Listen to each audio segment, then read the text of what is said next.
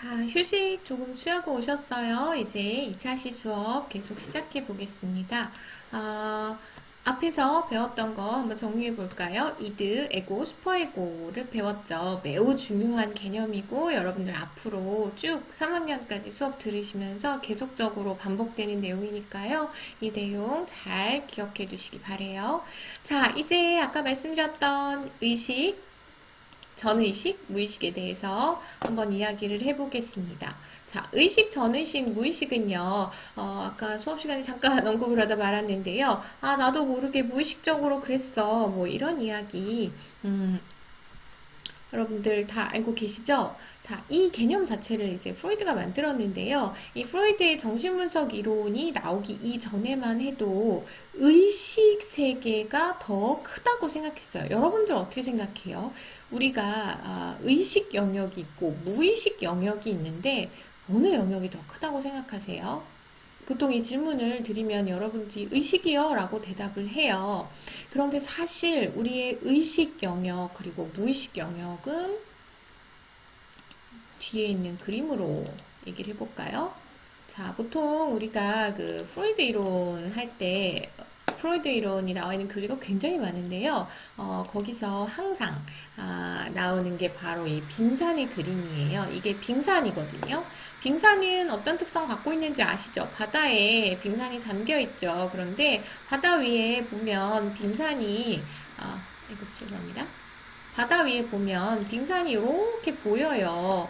그래서 이게 다구나 라고 생각되지만 사실은 그 바다 밑에 훨씬 더 큰 부분의 빙산. 그래서 우리가 빙산의 일각이다 그런 이야기 들어보셨죠? 바로 그 이야기거든요. 밑에 숨겨져 있는 부분이 훨씬 많다라고 하는데 프로이드의 모든 교재들이 이 그림을 거의 선택을 해요. 자, 그래서 우리가 의식, 무의식, 전의식을 이 그림으로 한번 설명을 드려보자면요.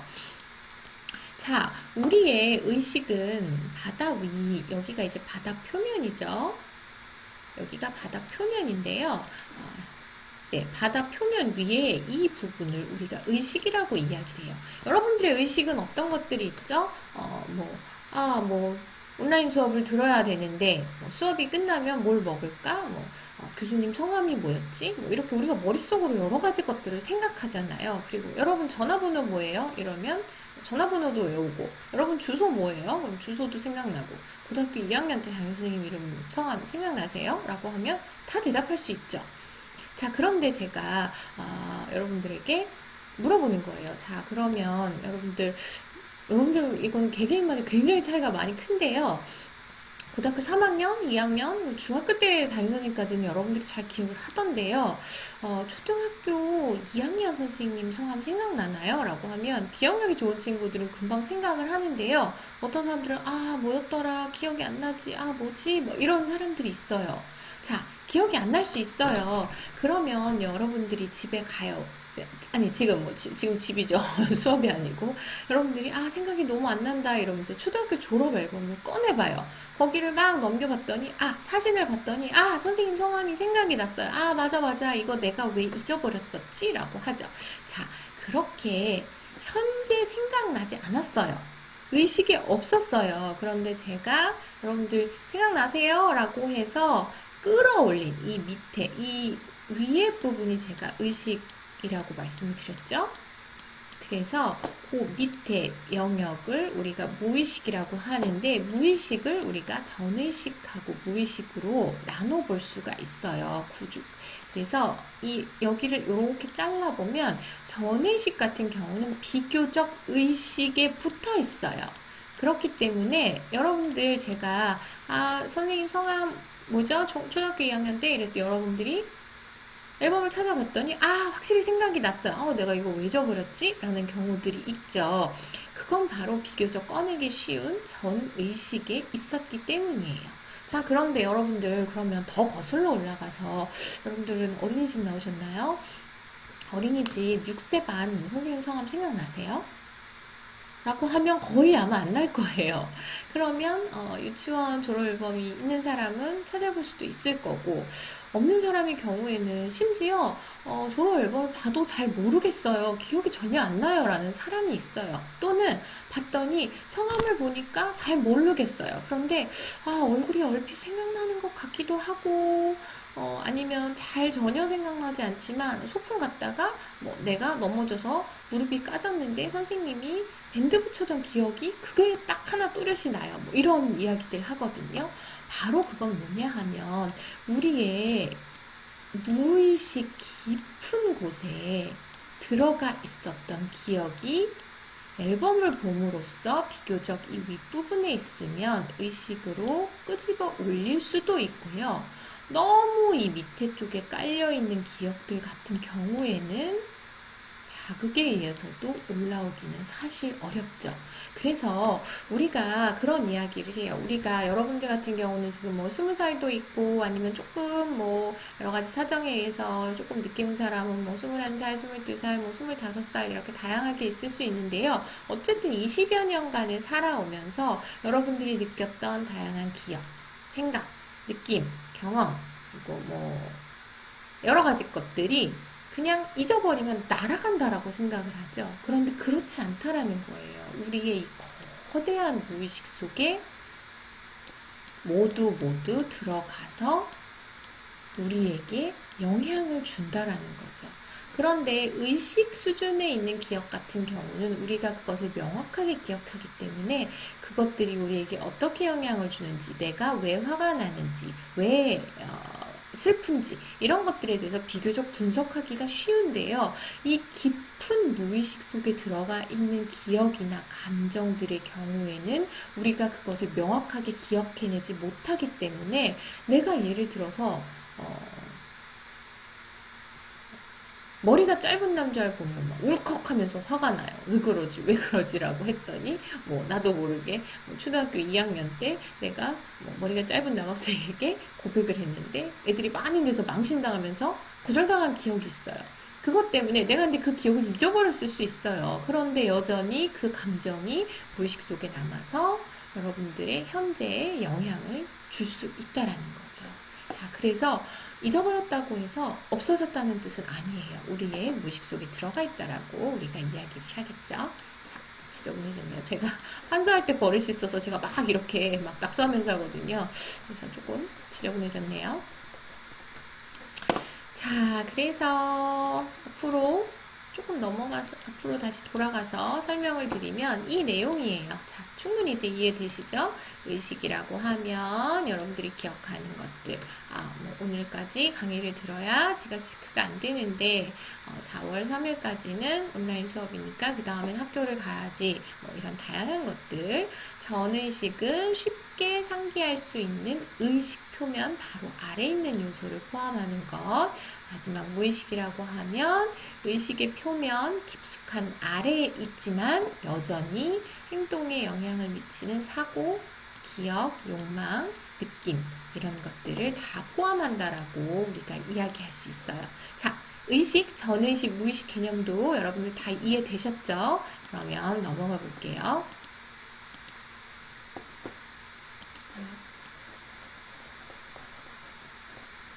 자, 이제 갈등과 방어 기제에 대해서 설명을 해볼 텐데요. 프로이드 이론에서는 이제 여기에 이런 이야기가 나오죠. 행동이라는 것은 어떤 사람의 행동이라고 하면 연속적인 내적 갈등의 결과물이라고 해요. 아까 제가 이드이고 슈퍼이고 설명하면서 말씀드렸죠. 내가 어떤 행동을 하는 건 그냥 단순히 하는 거라고 생각할 수 있겠지만 사실은 내 안에 이드라는 욕동이 올라왔고 에고가 이렇게 해 저렇게 해 알려주고 그 다음에 슈퍼에고가 그거에 대해서 잘했어 못했어 이런 것들이 끊임없이 계속적으로 자동적으로 반복해요. 자, 이러한 내적인 투쟁은 정해진 과정이죠. 그래서 여기 이제 성적이고 공격적인 충동에 대해서 이야기하는데요. 이제 프로이드 이론이 사실은 제가 이제 맨 마지막에 정리하면서 말씀을 드릴 텐데요. 프로이드 이론이 비판을 받는 요인 중에 하나가 이제 이러한 욕이라든지 공격성에 대해서 굉장히 크게 설명을 하는 부분들이 있어요. 그런데 이러한 부분은 이제 프로이드는 이제 정신과 의사죠. 프로이드가 정신과 의사 활동을 하던 시대는 아무래도 환자군이 비교적 일반 지금처럼 이렇게 정신과 의사를 찾아올 수 있는 시대는 아니었고요. 아무래도 경제적인 여유가 확실히 있는 사람들이 올 수 있었겠죠. 그리고 또 하나는 예전에는 이제 남성들의 경우에는 그 유럽의 사주 같은 경우 이러한 정신과라든지 상담을 하는 것을 남성답지 못하다라고 생각했기 때문에 주로 여성층이었어요. 그러다 보니까 주로 상담군이 귀족 여성, 경제적으로 여유가 있는 귀족 여성들이 많았겠죠. 귀족 계층에. 자, 그러다 보니까 이 시대에 조금 이러한 문란한 사회문화적인 풍조 때문에 계층이 높고 경제적인 여유가 있는 사람들의 경우에는 이렇게 유부녀 남이라고 하더라도 뭐 사회적인 상황에 대해서 얘기하는 거예요, 여러분. 따로 여자친구를 둔다든지 뭐 이런 것들이 자연스럽던 시대죠. 자, 그렇기 때문에 이러한 남편의 외도라든지 아니면 그 부인들도 자신의 그 당시 이제 많이 사용하는 용어로 이제 정부라고 하죠. 그렇게 이제 남자친구를 두는 경우들이 많았어요. 그렇기 때문에 경제적인 활동을 할 필요가 없고 시간적인 여유가 많고 이렇기 때문에 아무래도 이러한 섹슈얼한 이슈에 굉장히 좀 많은 에너지를 쏟았겠죠. 그러다 보니까 이러한 이슈에 얽힌 문제들을 프로이드가 환자군으로 많이 가지고 있었던 것이 사실이에요. 그러다 보니까 이제 주로 이러한 정신분석 같은 경우에는 이러한 섹슈얼하고 이제 공격성에 대해서 많이 이야기를 하는데요. 이러한 비판을 일부 받는 부분들도 있기는 해요. 여러분들이 이제 그런 것들을 모든 이론을 보실 때는요. 여러분들이 지금 쭉 이제 수업을 하면서 제가 설명을 드리겠지만요. 그 학자마다 성격이 어떻게 만들어지는지를 다 다르게 설명을 해요. 그거에 영향을 준 게 무엇인가를 살펴보면 사실 본인의 성장 환경이 굉장히 큰 영향을 미치는 걸 볼 수가 있어요. 자신의 경험을 토대로 이러한 이론들을 보통 만들어 가거든요. 그래서 각 이론가들의 이론을 배울 때요, 여러분들이 꼭 이런 대학 교재나 학술서만 가지고 공부하지 마시고요. 그 이론가들이 굉장히 저명한 이론가들의 일대기라든지 뒷이야기 같은 것들을 다룬 책들도 많아요. 그런 부분을 좀 보시면 훨씬 더 그 이론을 풍부하게 이해하실 수 있어요. 대학교 공부는 그렇게 하면 굉장히 재밌거든요. 자, 그렇게 여러분들이 알아두시고요. 자, 이제 방어기제 이야기가 나오는데요. 방어기제에 대해서 또 설명을 좀 드려볼게요. 자, 방어기제라고 하는 건 뭐냐. 이제, 우리가 이드 에고, 슈퍼 에고의 계속적인 갈등이 있다고 했죠. 문제는 내가 어떤 행동을 했어요. 그랬더니 슈퍼 에고가 너 그렇게 하면 안 되잖아 라고 나에게 죄책감을 줘요. 또는 혼내요. 그런 것들로 생기는 부정적인 감정들이 불안감, 죄의식, 죄책감, 양심의 가책 이런 것들이죠. 그런데 에고가 그걸 받아들이기가 좋을까요? 아니면 고통스러울까요? 당연히 고통스러워요. 그렇기 때문에 고통스러운 그러한 정서로부터 나의 에고를 보호하기 위해서 우리가 자동적으로 발동시키는 것이 있으니 방어기제라고 하죠. 그래서 프로이드가 다양한 방어기제에 대해서 설명을 했어요. 한번 그 내용을 볼게요. 자, 여기 나온 내용들이 바로 그거예요. 이드에고, 슈퍼에고가 이제 갈등이 불안을 불러일으키고 이 불안으로부터 에고를 보호하기 위하여 방어 기제를 우리가 발동시킨다라는 이야기예요. 자, 방어 기제를 간략하게 설명을 해놨고요. 이렇게 간략하게 설명을 하는 것보다는 여러분 1학년이니까 조금 더 풍부한 예로 자세하게 설명을 드려볼게요. 방어 기제라고 하면 디펜스 메커니즘이에요. 여기 정의는 우리가 봤고요. 방어 기제의 특징이 있죠. 방어 기제는 개인을 보호하기 위해서 발동해요. 주로 어떤 감정이랑 관련이 있겠어요? 불안감, 죄책감, 위기소침해짐, 자존심이 상하는 걸 보호해주고 또는 내가 공격 행동을 한다든지 분노 폭발하는 것을 막아주는 역할을 해요. 자, 그런데 방어기제의 또 하나의 특징은 자기 기만을 통해 작용한다라는 이야기가 있죠. 여기에 있는 내용들은 다양한 방어기제 설명드리고 들으시면 훨씬 더 종합적으로 이해하시기 편하거든요. 자, 요 이야기는 조금 이따가 다시 한번 정리해드리고요. 다양한 방어기제를 설명을 드려보도록 할게요. 가장 첫 번째 나오는 것이 이제 반동 형성이라는 거예요. 리액션 포메이션이라고 해서요. 방어기제는 우리가 보통 한 30가지 정도가 있는데요. 다 설명하지는 않고요. 여러분들 같이 이제 대학생, 사회생활을 하는 사람들이 주로 많이 사용하는 방어기제를 대표로 해서 주요 방어기제를 설명을 드릴게요. 자, 리액션 포메이션이라고 해서 반동 형성이죠. 나한테 내면에 어떤 욕구가 있어요. 그런데 그걸 인정을 하자고 하니 죄책감이 들기도 하고 또는 자존심이 좀 상하기도 해요. 그래서 그 욕구가 있다는 것을 숨기기 위해서 완전히 정반대로 행동하는 경우들이 있죠. 그래서 내 생각이나 감정을 은폐하기 위해서 굉장히 과장되게 표현하는 걸 볼 수 있어요. 이거에 다양한 예들을 여기 놨는데요. 미운 놈 떡 하나 주기 이런 속담이라든지요. 아니면 전래동화라든지 이런 것들에 보면 이러한 방어기제 내용들이 상당히 많이 들어가 있어요. 여러분들 제가 이거 설명할 때 실제로 강의실에서 미운 놈 떡 하나 주기 그러면 싫은 사람한테 저는 떡 줘본 적 없는데요. 라고 이야기를 하는데요. 그렇게 단순하게 생각하지 말고요. 조금 심리적으로 한번 우리가 적용을 해봅시다. 이러한 예는 뭐가 될 수 있냐면요. 예를 뭘로 들어볼까요? 예를 들어 재혼 가정이라고 해봅시다. 예를 들어서 재혼 가정이에요. 제가 저의 아이를 데리고 상대방이 남편이 또 원래 있는 아이를 데리고 같이 결혼을 했어요. 그러면 사람이기 때문에 누가 더 예쁘겠어요? 아무래도 오래 같이 지냈다. 원래 그러면 안 되지만 내 자식에게, 내가 원래 자녀에게 훨씬 더 정이 아무래도 가겠죠. 그런데 그렇게 하면 돼요, 안 돼요? 그리고 사회 통념상 계부모들이 그렇게 하기 때문에 아이들이 너무 가엾다. 뭐 이러한 사회적인 통념이 있잖아요. 나이 리드는 내 자녀가 그냥 예뻐요. 더 잘해주고 싶어요. 그런데 이러한 사회적인 통념, 이런 것들 때문에 너무 신경이 쓰이고 그러면 안 된다라는 강력한 기제가 발동을 하죠. 그러니까 내 애보다 상대방이 데리고 온 자녀에게 훨씬 잘해주는 거예요.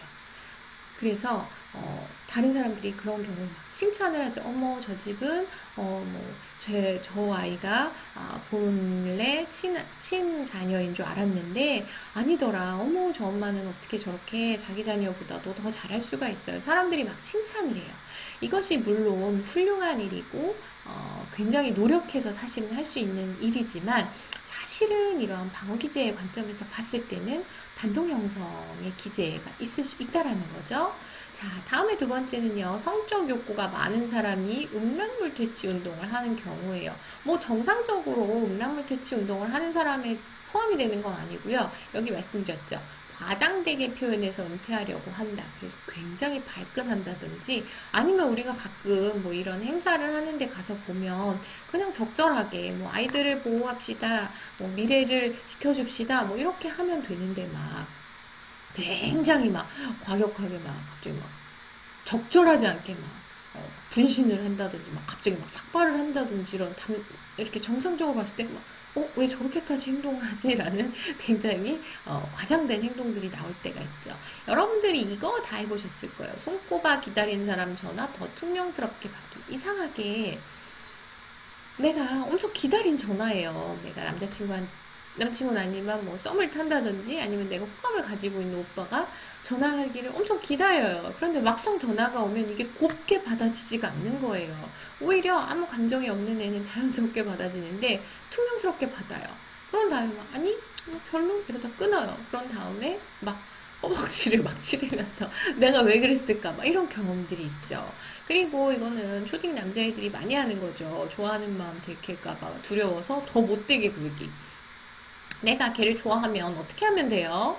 잘해주고 좋아한다 그러고 예쁘다 그러고 너는 너무 착하다 그러고 이렇게 칭찬을 해주고 좋아하는 표현을 하는 것이 정상적인데 그걸 들킬까봐 막 괴롭히죠. 여러분들도 그러나요? 뭐 고무줄 끊고 막 머리카락에 껌 붙이고 막 이런 거 하잖아요. 막 뺏어가지고 도망가고 뭐 이런 것들을 하죠. 주로 이런 것들이 이제 방어 기제라고 해요. 어렵지 않죠? 자, 그러면 넘어가 보겠습니다. 두 번째 이제 합리화 합리화라고 하는데요. 합리화도 많이 사용되는 방어 기제예요. 합리화라는 것은 사회적으로 받아들여질 수 없는 어떤 행동이 있어요. 그런데 그거를 합리적이고 사회적으로 용납이 되는 방향으로 정당화하려는 시도예요. 자, 원하는 목표가 있어요, 내가.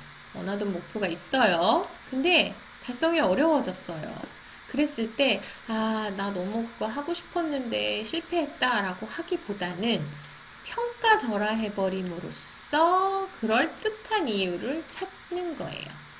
자, 이렇게 얘기하면 좀 개념이 항상 이제 우리 심리학 관련된 내용들은 예를 들면 쉽게 이해하실 수 있죠. 합리화를 설명할 때 가장 대표적으로 이야기하는 것이 이솝우화에 나오는 그 여우와 심포도 이야기예요. 여우가 목이 너무 말라서 길을 가고 있었죠. 그런데 저쪽에 포도밭이 나왔어요. 그래서 저걸 먹어야겠다라고 하면서 막 점프를 하는데 먹을 수 있었어요? 없었어요? 없었죠. 너무 먹고 싶은데 닿질 않는 거예요. 날이 새도록 저녁이 다 되도록 막 점프를 하다가 결국 못 먹어요. 그러니까 포기하고 여우가 가면서 뭐라고 얘기해요? 저거 어차피 신포도일 거야. 먹으나 마나야. 이러면서 가잖아요. 사실은 너무 먹고 싶어요. 맛있을 거예요. 그런데 내 능력이 그게 안 돼요. 근데 그걸 그대로 받아들이자니 얼마나 속이 쓰리고 속상해요. 그러니까 그냥 됐어. 저도 안 먹어. 신포도야. 이렇게 얘기를 하는 거죠. 자, 이거의 문제는 뭐냐 하면요. 뭐 신포도야 안 먹으면 그만이니까 뭐 요새 여러분들 얘기로는 정신승리라고도 얘기를 하더라고요. 그런데 이제 이런 부분에서 문제가 생길 수 있죠. 우리가 공무원 시험을 준비를 해요. 공무원 시험을 준비를 하는데 공부를 안 했어요. 사방팔방에다가 내가 공무원 시험 준비해 이렇게 얘기는 한 거예요. 그랬는데 시험을 봤더니 당연히 떨어지겠죠. 그랬더니 주변에서 물어봐요. 야, 너 어떻게 됐어? 이렇게 물어보니까 합리화해서 뭐라고 얘기해요? 공무원, 야, 무슨 5급도 아니고 9급? 야, 그건 어차피 돼도 안 가려고 그랬어. 라고 이야기하는 거예요. 뭐예요? 원래 너무너무 되고 싶었죠. 붙여주기만 하면 우리 다 얼마나 열심히 다니겠어요. 그런데 사실 성적이 안 돼서 떨어졌어요. 그런데 그걸 받아들이자니 자존심도 상하고 창피하기도 하고 여러 가지 마음에 걸리는 거예요. 그랬을 때 야, 안 가. 야, 붙어도 안 가. 그냥 어떻게 되나 그냥 시험이나 봐본 거야. 어차피 돼도 안 가려고 그랬어. 라고 이야기하면 자존심이 좀 덜 상하고 속도 좀 덜 쓰리죠. 이런 것들이 바로 합리화예요. 자, 뭐 예를 들어 경찰을 샀어요.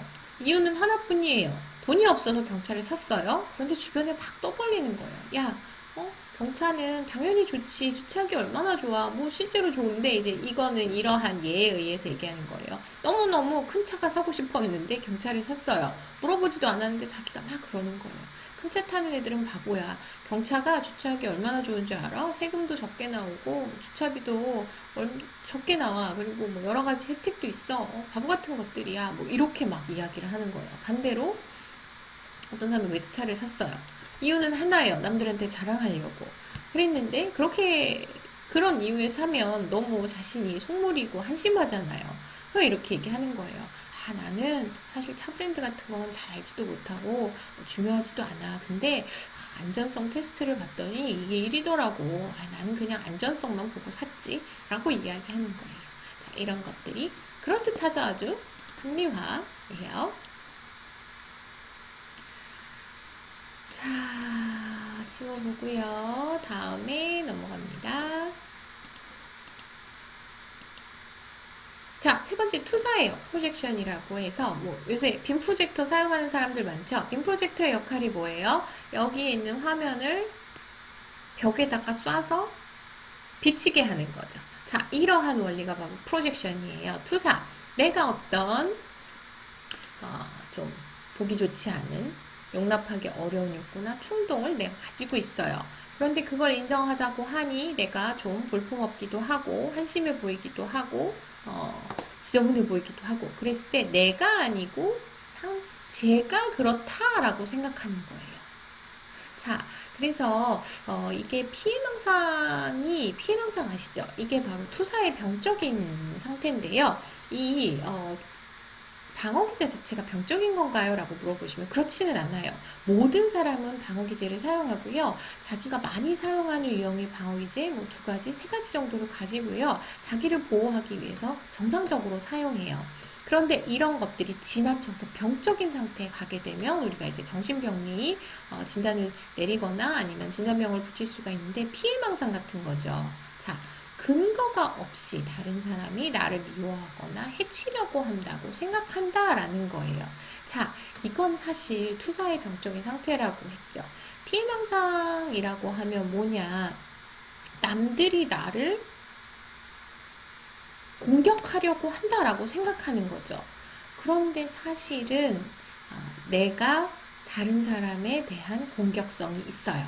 그런데 그렇다라고 하면 내가 좀 이상한 사람이죠. 내가 상대방에 대해서 이유 없이 공격성이 있어요. 그런데 저 사람이 나를 싫어해서 나를 해치려고 해. 나를 미워하려고 해. 그래서 나는 방어하는 거야 라고 하면 아주 그럴듯하죠. 그런 것들이 바로 피해망상이에요. 이거랑 유사하게 피해망상도 투사의 한 병적인 상태고요. 또 하나는 뭐 의처증, 의부증 이런 거 들어보셨죠? 그래서 이제 남편이나 아내 또는 뭐 남자친구나 여자친구가 바람을 피운다라고 생각을 하잖아요. 물론 근거를 가지고 그렇게 하는 건 의처증, 의부증이 아니고요. 전혀 근거 없이 이제 예를 들어 병적인 상태의 경우는 뭐 부인이 편의점에 가서 뭐를 이제 지불하면서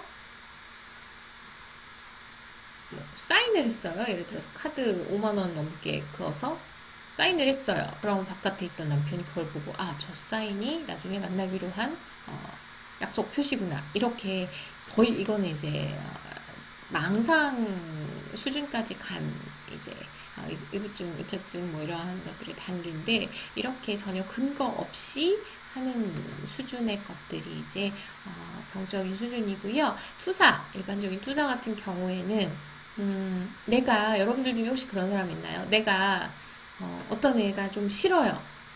이유가 있어서 싫은 건 괜찮아요. 그런데 이유 없이 싫은 애가 있잖아요. 그런데 그거를 사실은 내가 걔가 싫은 건데 내가 이유 없이 걔가 싫으면 내가 나쁜 사람이잖아요. 그러면 상대방한테 뒤집어 씌우는 거예요. 쟤는 이상하게 나만 보면 노려봐. 나 쟤한테 아무것도 잘못한 거 없는데 지난번에 쟤가 나 치고 갔다? 내지는 쟤가 나를 맨날 볼 때마다 노려본다? 이렇게 얘기를 해요. 그러면서 같이 미워하면 문제가 없죠. 그런데 사실 알고 보면 상대방은 나에 대해서 아무 감정이 없어요. 그런데 내가 쟤를 싫어하니까 쟤도 나를 싫어한다 라고 생각하는 거죠. 자, 그런 것들이고요. 이런 거예요. 돈 내기 싫은 사람이 누가 더 신발끈을 늦게 매는지 잘 보인다. 뭐 요새는 여러분들 같은 경우는 이제 더치페이 문화가 완전히 자리를 잡았더라고요. 그래서 괜찮은데 뭐 예전에는 한 명이 꼭 바깥을 내고 뭐 이런 문화가 있었죠. 그럴 때 예전 아재 개그 같은 데서 보셨죠. 이렇게 막 신발끈 천천히 서로 묶고 있는다든지 아니면 일부러 왜 부츠 신고 온 다음에 끈 하나하나 끼우면서 바깥 안 내려고 버티고 뭐 이런 것들 있을 때 이렇게 자꾸 말하는 사람이 있어요. 야야 쟤 왜 저렇게 화장실 갔던 건 줄 알아? 쟤 돈 내기 싫어서 지금 화장실 간 거다? 뭐 이렇게 자꾸 그런 이야기를 하는 사람이 있어요. 뭐냐 하면 사실 그 상대방이 그런지 아닌지는 몰라요. 그런데 내가 자꾸 그렇다라고 그렇다라고 생각하는 것은 사실 내 안에 그런 욕구가 있기 때문에 뭐 눈에는 뭐만 보인다. 이게 바로 투사의 가장 정확한 표현이거든요. 그렇기 때문에 자기 안에 있는 욕구를 상대방이라고 자꾸 뒤집어 씌우는 것이 바로 이러한 것들이죠. 자, 넘어가 볼게요. 투사 보셨고요.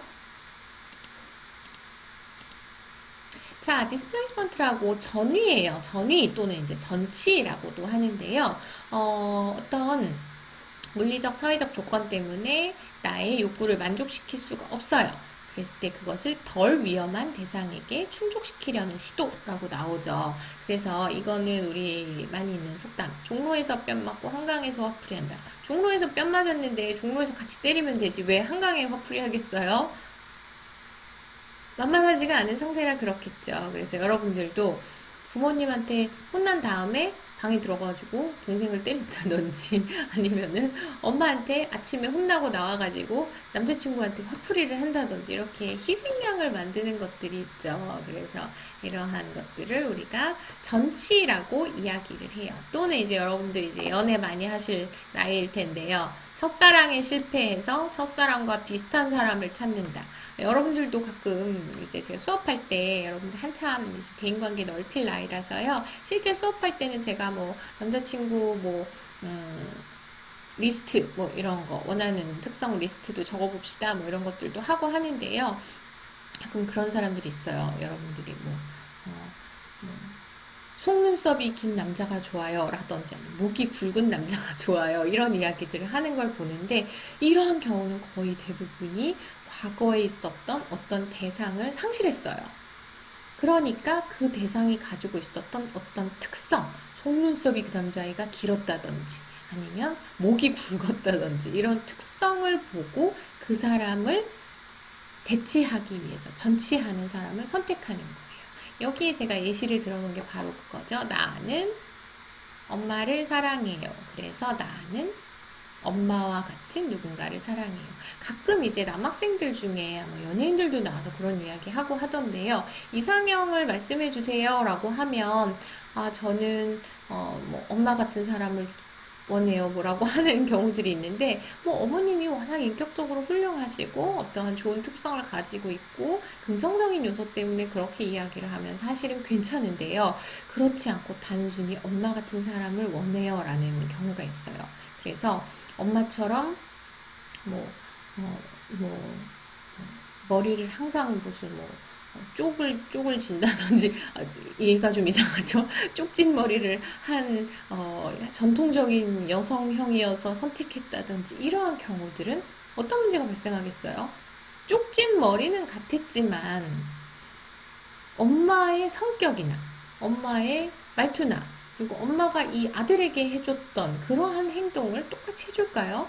그럴 수는 없어요. 그냥 같은 건 쪽진 머리나 아니면 뭐 생김새라든지 아니면 말하는 뭐 뉘앙스라든지 그런 것들이 단순히 하나의 특성이 같았을 뿐이에요.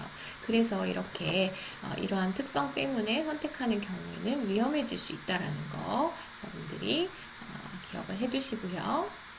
자, 전치 다음 이제 넘어가요. 2차 시는 설명할 내용이 많아서 온라인 강의로 50분 진행할게요. 자, 그 다음에 이제 동일시라는 것이 있죠. 그래서 이제 동일시라는 방어 기제는요, 자신보다 강하거나 우월한 타인의 가치를 자기 것처럼 내면화하는 거예요. 자, 뭐냐 하면요, 자존감이 강하거나 자기의식이 확고한 사람의 경우는 이 동일시를 잘 사용하지 않아요. 그런데 자기 스스로 느끼기에 나는 좀 볼품이 없어요. 그리고 별로 가치도 없어요. 그리고 별로 사랑받을 자격도 없고 사랑받을 특성도 없어요. 그러한 경우에 내가 너무 별로잖아요. 나보다 훨씬 강하거나 멋져 보이는 사람에게 나를 동일시해요. 그럼으로써 내가 마치 그러한 사람이 된 것처럼 느끼죠. 그래서 여러분들 그 청소년기가 자아정체감 혼란의 시기 뭐 이런 이야기는 질풍노도의 시기잖아요. 이런 거 배우셨죠. 그래서 청소년기 아이들이 특히 인기 있는 연예인을 굉장히 좋아하고 동일시하고 연예인들이 하는 옷차림이라든지 연예인들이 하는 화장법 또는 뭐 여러 가지 것들을 많이 따라하고요. 특히 이제 그 청소년기 여러분들이 막 그 시기 지나왔을 텐데요. 아직까지 그 시기인 사람들도 있고요. 자기가 속해 있는 어떤 또래 집단들의 말투에 굉장히 쉽게 동화되는 걸 볼 수가 있어요. 원래 내가 그런 말투가 아니었는데 많이 쓰는 그러한 말투를 비슷하게 쓴다든지 아니면 옷차림이 확 바뀐다든지 뭐 이러한 외적인 것일 수도 있고요. 뭐 내적인 것일 수도 있고 여러 가지 특성들인데요. 이것이 주로 이제 자존감이 낮거나 아니면 자기 확신이 없는 사람들의 경우에 이 동일시가 더 강하게 나타나죠. 그래서 성인들의 경우는 오히려 좀 덜 하잖아요. 뭐 이렇게 인기 연예인 뭐를 따라 한다든지 뭐 이런 것들이 없는데 중고생들 보면 굉장히 그런 것들이 많이 좌우가 되죠. 그래서 이런 것들을 보시면 왜 교복 여러분들도 뭐 교복 어떻게 입나요? 뭐 어떤 때는 교복을 막 짧고 꽉 붙게도 입었다가 어떤 때는 막 정말 그 무슨 롱 스커트 같이 길게 입었다가 이렇게 유행이 굉장히 획일적으로 나타나는 이유 중에 하나가 이거죠. 그래서 연예인을 따라한다든지 유행을 따라하는 것도 그렇고요. 동성 부모 따라하기도 있어요. 이거는 제가 뒤에서 이제 프로이드 이론에 나오는 그 심리성적 발달 단계 설명드릴 때요. 오이디푸스 컴플렉스하고 설명을 같이 드릴 텐데요. 남자아이들이 어린 시기에 이제 아빠 담배 피고 남은 꽁초를 몰래 뭐 물어본다든지 아빠 면도기로 면도하는 흉내를 낸다든지 여러분들도 어렸을 때 다 해봤죠. 엄마 화장품 찍어 바르는 시기가 있잖아요. 막 눈에 포렇게 발라보고 이러한 것들이 바로 동일시라고 할 수 있어요. 자, 넘어가 볼게요. 자, 그 다음에 이제 보상이에요. 그래서 보상이라고 하면 compensation, 내가 어떠한 열등한 부분이 있어요. 아니면 좀 내가 굉장히 내 스스로 느끼기 부족한 부분이 있어요. 그것을 보상하기 위해서 내가 가진 장점을 굉장히 과장하는 거예요. 그래서 내세울 만한 것을 개발해서 보상하는 것이에요. 자, 여기에 이제 몇 가지 컴플렉스가 나오는데요. 카사노바 컴플렉스. 카사노바 다 들어보셨죠? 그래서 카사노바 컴플렉스라고 하면 사실은 굉장히 뭐 바람둥이의 전형적인 그리고 굉장히 여러 여성을 만난 이런 사람을 이야기한다라고 여러분들이 알고 계실 텐데요. 사실 카사노바의 어린 시절을 거슬러 가보면요. 엄마가 이 아이를 두고 집을 나가죠. 그래서 엄마로부터 사랑받지 못하고 버림받았던 트라우마를 가지고 있어요. 그래서 이 사람의 경우 정상적인 사실 이런 아픔들을 극복하기 위해서는 자신이 사랑하는 어떤 대상과 깊고 오래되고 안정된 감정적인 교류를 나눔으로써 이러한 트라우마를 치유해야 하는데 카사노바 같은 경우는 반대죠. 버림받을 것에 대한 두려움이 너무 강한 거예요. 그래서 버림받기 전에 먼저 떠나는 거예요. 그래서 계속적으로 사귀고 떠나고 먼저 떠나고 뭐 이렇게 하게 되죠. 그래서 그냥 겉으로 봤을 때는 굉장히 남성적이야 뭐 능력이 있어 이렇게 볼 수 있겠지만 사실 심리적으로 내면을 들여다봤을 때는 굉장히 열등한 상태라고 설명할 수 있어요. 또는 나폴레옹 하면 여러분들이 그림 기억나세요? 이게 보통 이제 나폴레옹, 여기는 히틀러, 나폴레옹하고 또 그 세계 정복을 꿈꿨던 알렉산더 대왕 이런 사람들의 공통적인 특성이 키가 작고 뭐 이런 남성성의 부족성, 특히 히틀러 같은 경우는 뭐 굉장히 남성적이었을 것 같다거나 아니면 막 공격적이었을 것 같다지만 사실은 뭐 여러분들도 관심이 있으신 분들은 이제 히틀러에 대한 전기라든지 설명 같은 것들을 보시면 말도 더듬고 굉장히 이렇게 소극적이고 막 이런 상처도 많고 이런 것들을 볼 수 있어요. 자, 이거에 대한 완벽한 보상.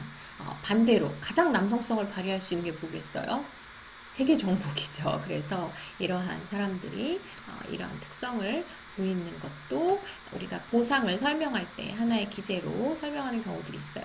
자, 나폴레옹이 원래 이렇게 큰 백마 타고 안 다녔잖아요. 그런데 이제 자기가 거기에 대한 열등감이 없으면 사실 굳이 자신의 초상화를 이렇게 그리라고 하지는 않죠. 원래 당나귀 타고 다녔거든요. 그런데 이런 부분을 보완하기 위해서 굉장히 큰 말을 그리고 세로로 이렇게 서 있는 상태로 그리게 한 것 자체가 이러한 보상의 특성을 보인다고 우리가 이야기할 수 있어요. 자, 이제 마지막으로 몇 가지 것들을 한번 정리해 보겠습니다. 자, 그 다음에 나오는 게 이제 부정이죠. denial이라고 해서 두렵거나 괴로운 현실, 빠 때문에 잘 안 보이죠? 어떻게, 네.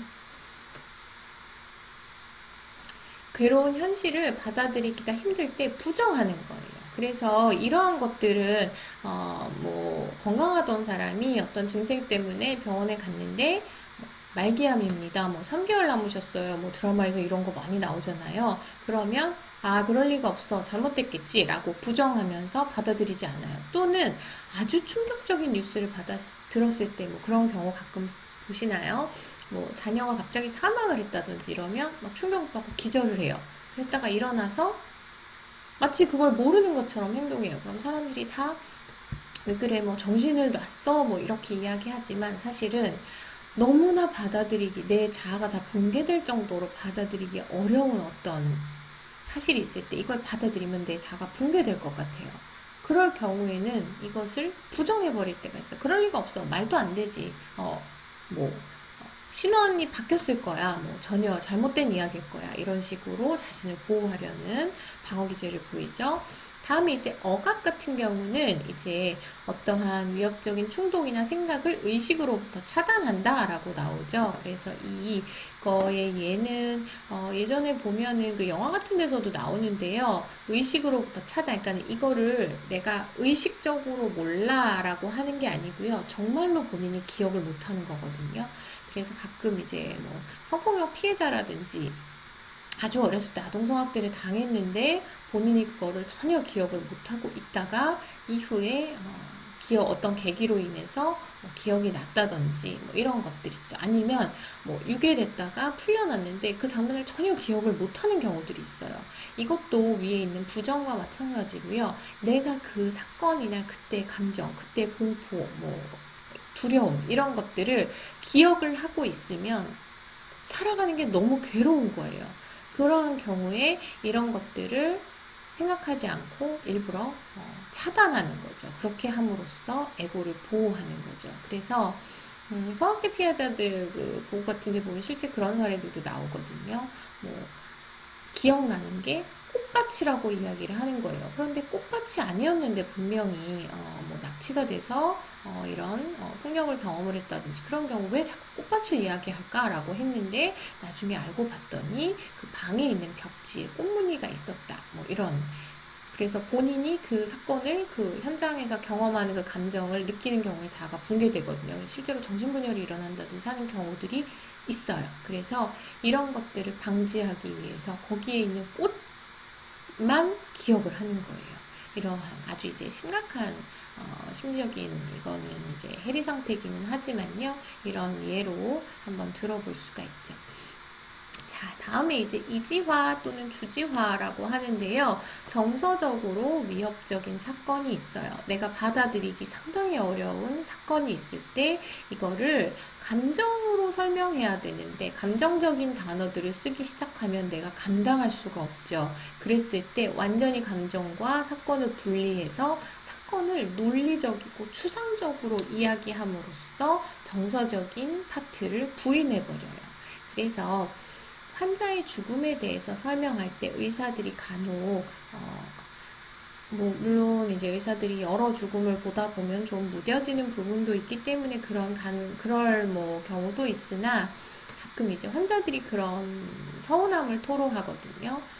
그래도 이제 사망한 거에 대해서 너무나 안타깝습니다. 유감입니다. 그런데 이런 문제로 이렇게 되었습니다. 라고 하면 훨씬 더 위안이 될 텐데 왜 그렇게 그냥 의학적인 용어로 따다다다닥 설명하고 끝 이렇게 해버리나 라는 거에 대해서 굉장히 상처를 많이 이야기하는데요.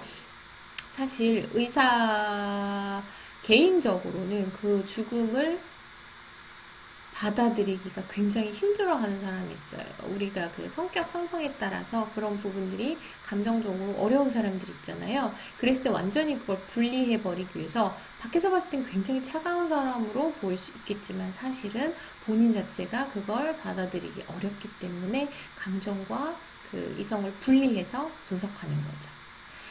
자, 이제 마지막으로 나오는 것이 승화예요. 그래서 승화라고 하면 사실은 방어 기제 중에서 우리가 가장 바람직한 형태다라고 이야기하는 것 중에 하나인데요. 또 하나는 여기 이제 기재하지는 않았지만 유머의 경우에도 바람직한 형태고요. 승화의 경우 용납되기 어려운 성충동이나 공격충동이 있어요. 이거를 사회적으로 바람직하다라고 생각되는 다른 형태로 나타내는 거죠. 자, 그래서 공격성이 너무 많은 애예요. 그래서 길에서 막 친구들 때리고 다니고 동네에서 막 애들 돈 뺏고 이래요. 그러면 너무 나쁜 거죠. 그런데 이 아이를 권투 체육관 관장님이 데려다가 권투 선수로 키운 훈훈한 이야기들이 실제로 있죠.